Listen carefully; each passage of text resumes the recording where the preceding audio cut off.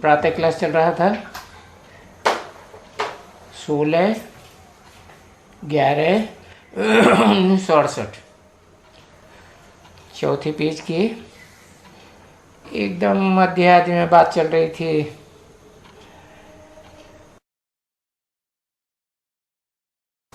तो समझू बच्चे हैं वो तो बहुत थोड़े हैं,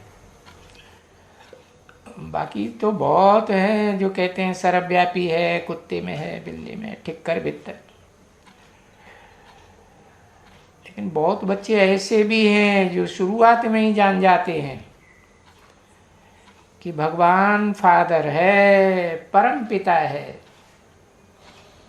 दुनिया में जन्म जन्मांतर पिताएं तो बहुत हुए हैं, लेकिन जो भी पिताएं हुए हैं जन्मों में, उनके धर्म पिताएं भी हुए ना।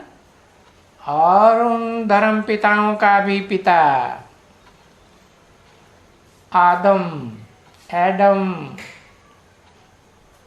आदिनाथ कहा जाता है ना अलग अलग संप्रदायों में। और उसका भी बाप परम पिता। परम पिता माने जिसका कोई पिता न हो, ऊंचे से ऊंचा पिता। भारत में कहते हैं ऊंचे से ऊंचा भगवंत, परम पिता परमात्मा भी कहते हैं। तो जबकि उनको परम पिता कहते हैं तो निराकार समझ करके कहते हैं। जब उनको पिता कहते हैं तो बच्चे जरूर जानते हैं कि पिता है तो बच्चे जरूर होंगे। नाम ही पड़ जाता है पिता। पिता माने बीज। पिता का काम क्या होता है? बीज बोता है तब तो पैदाइश होती है। धरणी में बीज बोया जाता है। तो पिता माने फिर बच्चे भी चाहिए। तो जानते हो कि हाँ, वो भी तो आत्मा है, लेकिन परमात्मा है। आत्माओं के बीच में परम पार्टधारी है। और जो उसके बच्चे हैं वो भी आत्मा है। ये ब्रह्मा भी है। और ये जो भी है वो सपूत बच्चे हैं। हाँ, कोई अच्छे बच्चे हैं उनकी बुद्धि में ये बात आती होगी कि वो पिताओं के बीच में, दुनिया में जो भी पिताएं होते हैं उनके बीच में परम पिता है।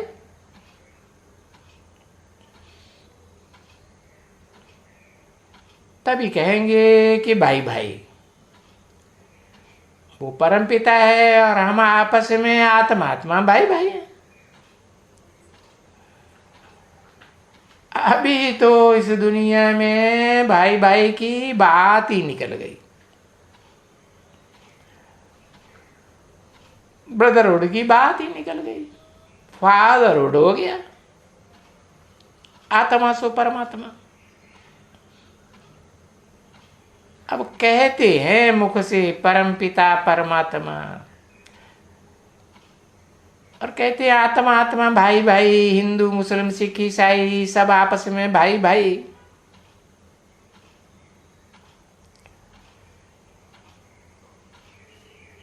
ऐसे मत समझो कि वो भाई भाई समझते हैं। नहीं, सिर्फ मुख से कहते हैं कि हिंदू मुस्लिम सिख ईसाई सब आपस में भाई भाई।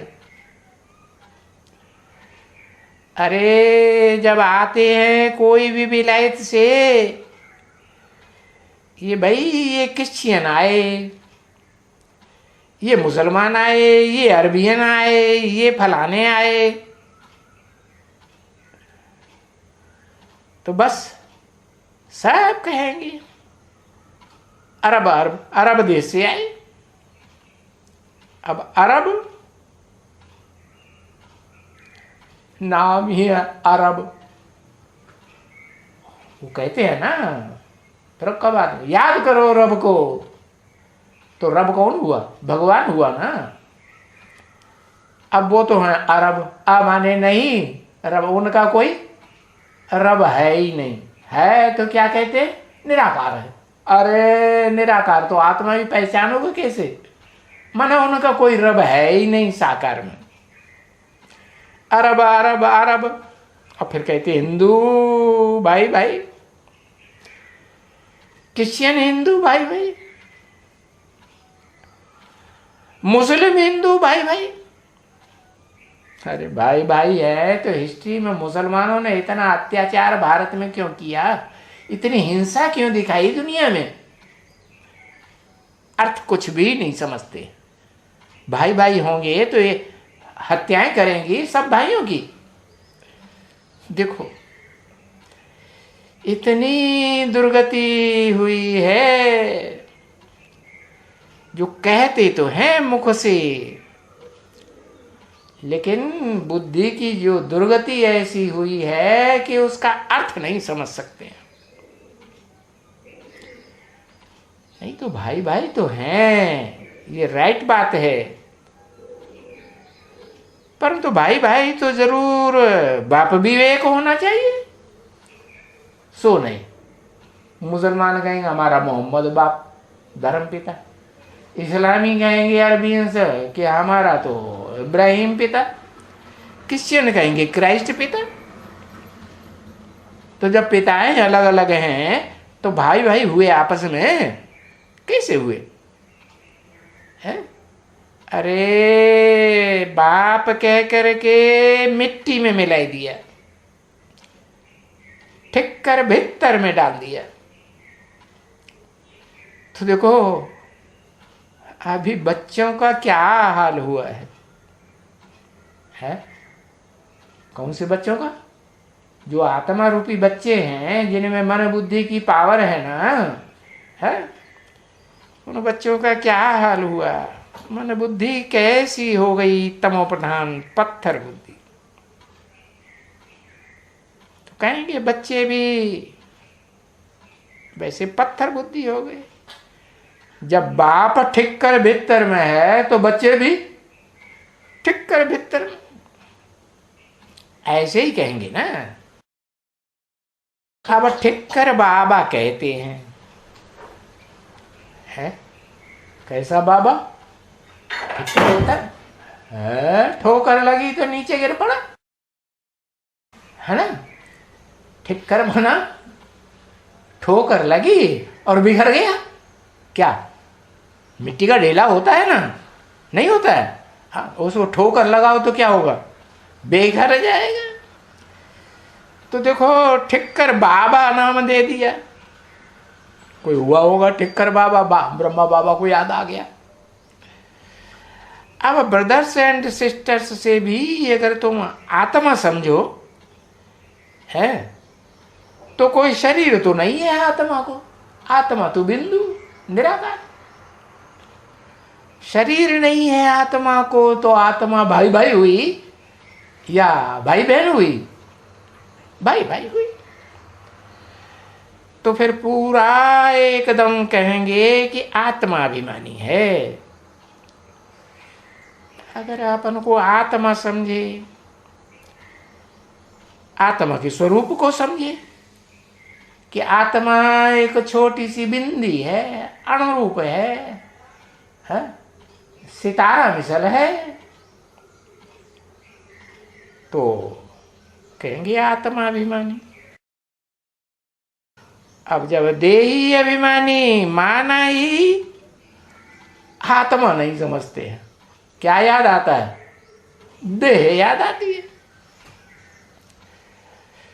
तो आत्मा अभिमानी के लिए तो बार बार बाप समझाते हैं कि अपन को ज्योति बिंदु आत्मा समझो। और बिंदी की तो लंबाई चौड़ाई कोई आकार प्रकार होता है क्या? लंबाई चौड़ाई मापी जा सकती है? बिंदी की लंबाई चौड़ाई तो नहीं वो लंबाई चौड़ाई होती। कितना भी छोटे से छोटा बिंदु बनाते जाओ, बन सकता है कि नहीं? है अरे लोग तो कहते हैं किसी ने चावल के ऊपर पूरी गीता लिख दी। तो जिस महीन कलम से गीता लिखी होगी उसका बिंदु कितना छोटा हुआ है, होगा कि नहीं होगा? देखो, तो बाप बार बार समझाते हैं आत्मा के लिए कि अभी कभी पुरुषोत्तम संगम युग में, माना जब कलयुग का अंत और सतयुग के आदि के संगम है, तो उस समय अपन को आत्माभिमानी बनाना है। क्यों बनाना है? इसलिए बनाना है कि आत्माओं का बाप अभी आया हुआ है क्या, और वो बताए रहे हैं कि बच्चे तुम जो अपन को देह समझ बैठे, क्या कोई से नाम पूछो तो काय का नाम बताएगा?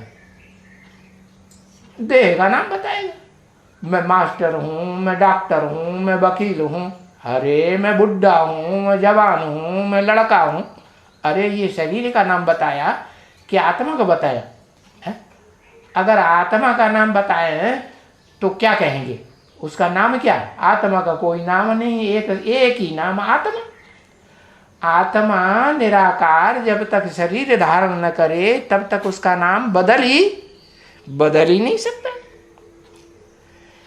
तो अभी बाप समझाते हैं कि बाप आए हुए हैं, आत्माओं का बाप है, और आत्माओं का बाप देह के बंधन से छुड़ा के कहाँ ले जाएंगे?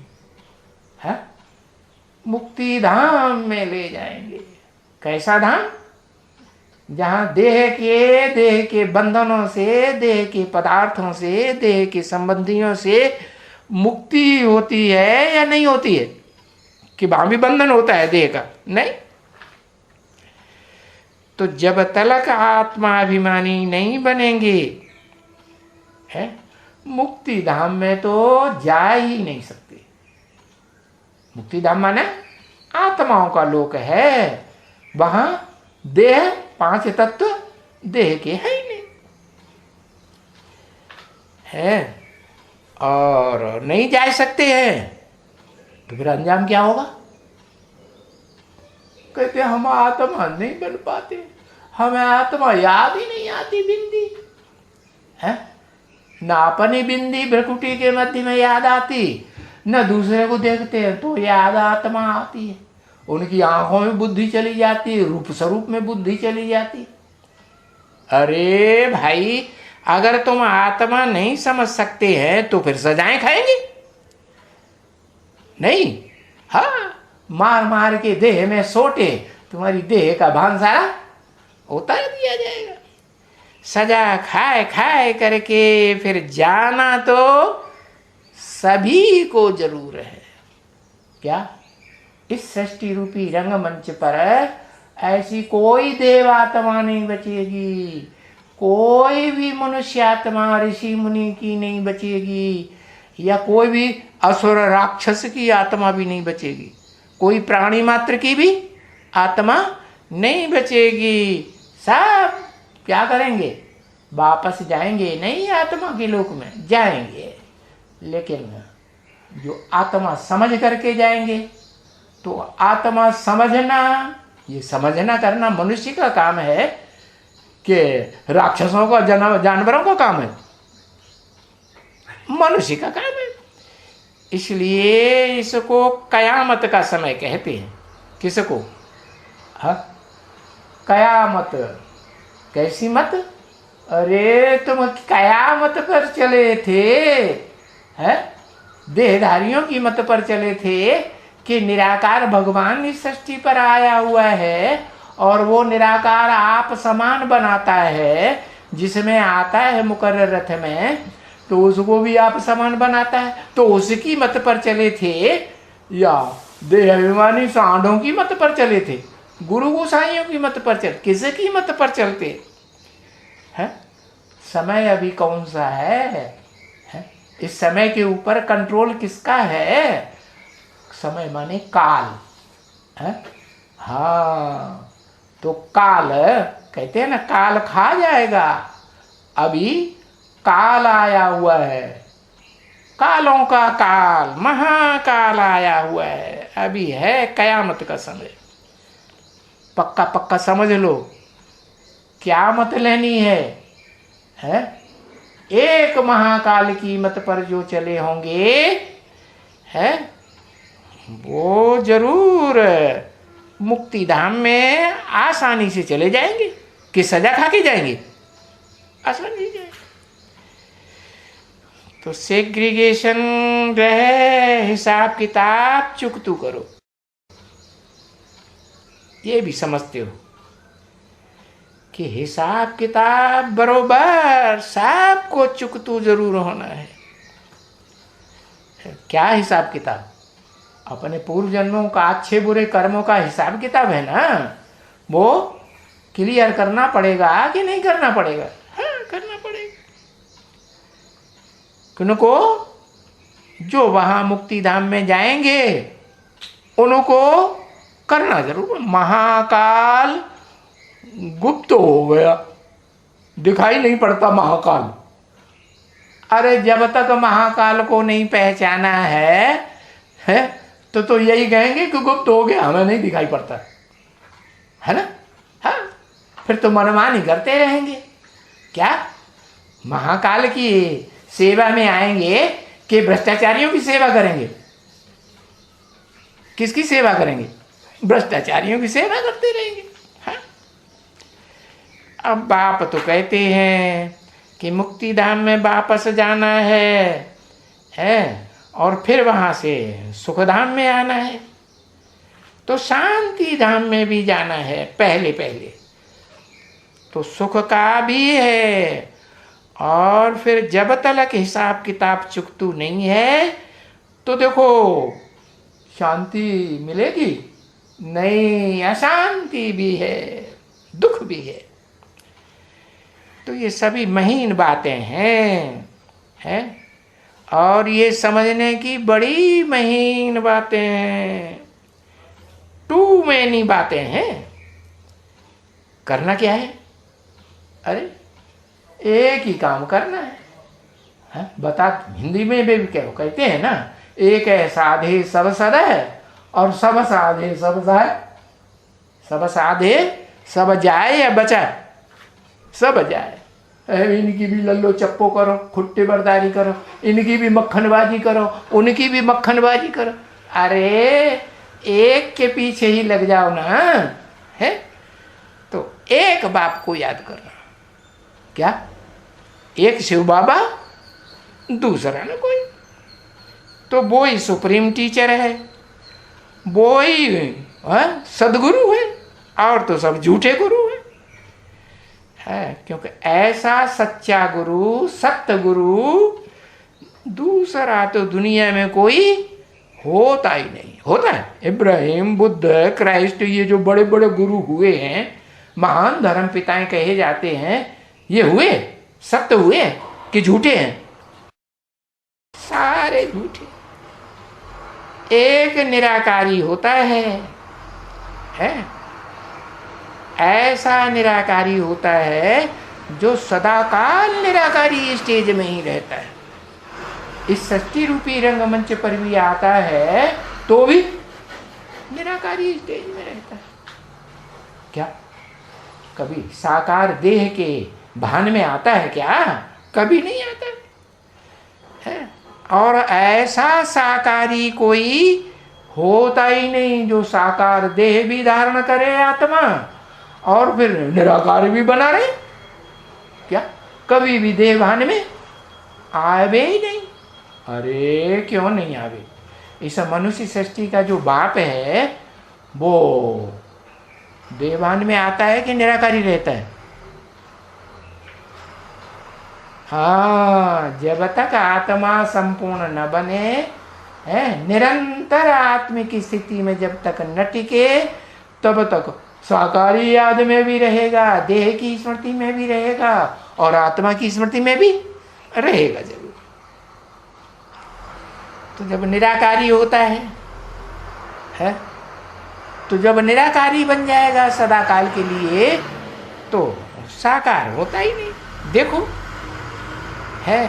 इनको भी कभी नहीं कहते हैं, किनको है कि बाप भी है, टीचर भी है, गुरु भी है। सुप्रीम बाप है, सुप्रीम टीचर है और सच्चा गुरु है। कोई कहते हैं? कोई नहीं कहते, ऐसे गुरु कोई है ही नहीं, एक कोई कहा जाता है। अच्छा,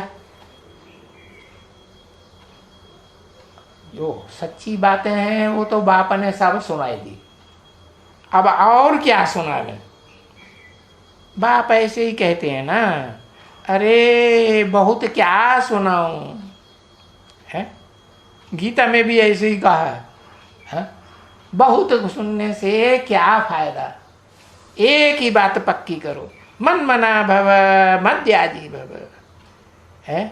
मेरा जो दिल है जिसके ऊपर, उसमें, उस दिल में तू भी समा जा।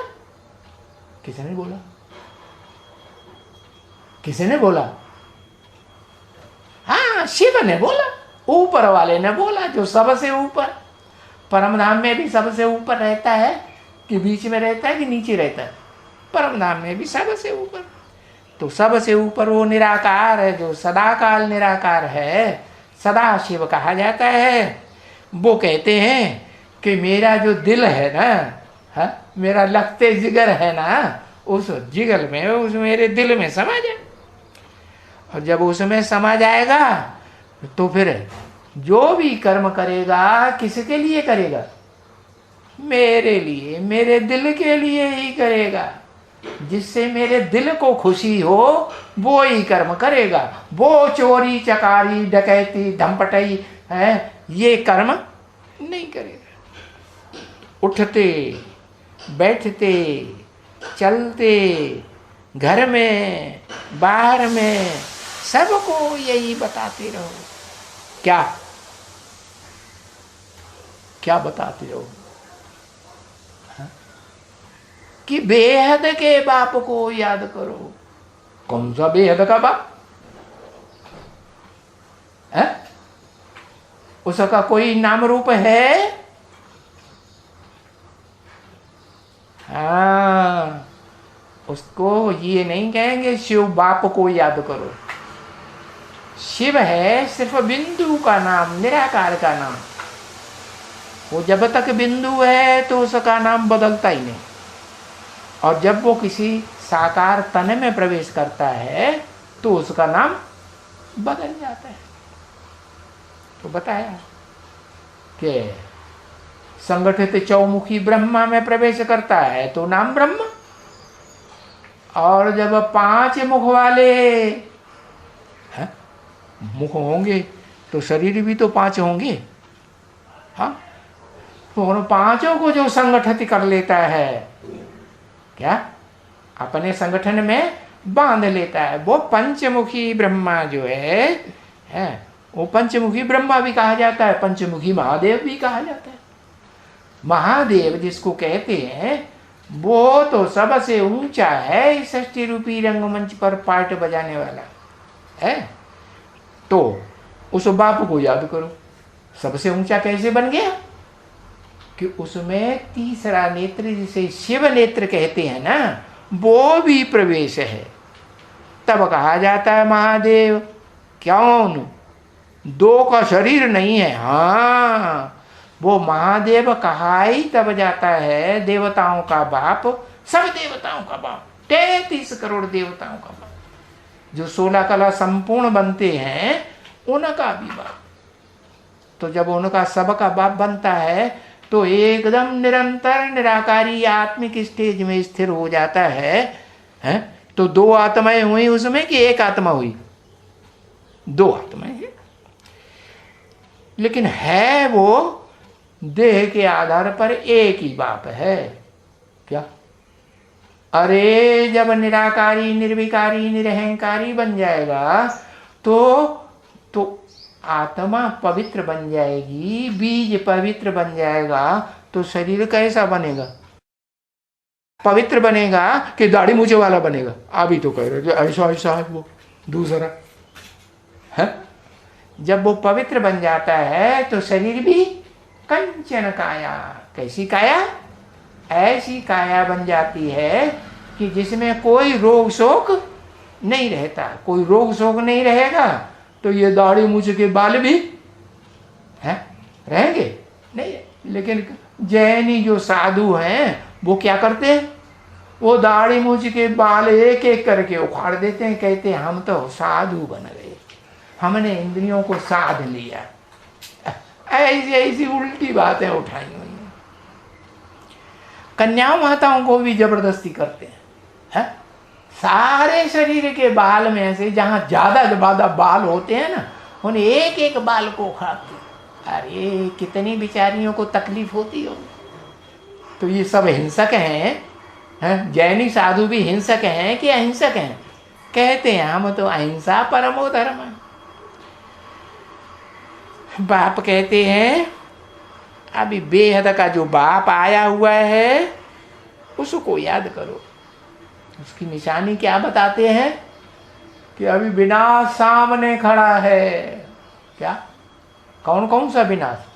महाभारी महाभारत विनाश भी सामने खड़ा है, खून की नदियां बहेंगी। और फिर वो विनाश भी सामने खड़ा है जिससे एटम बमों से 6-7 दिन के अंदर दुनिया खलास हो जाएगी।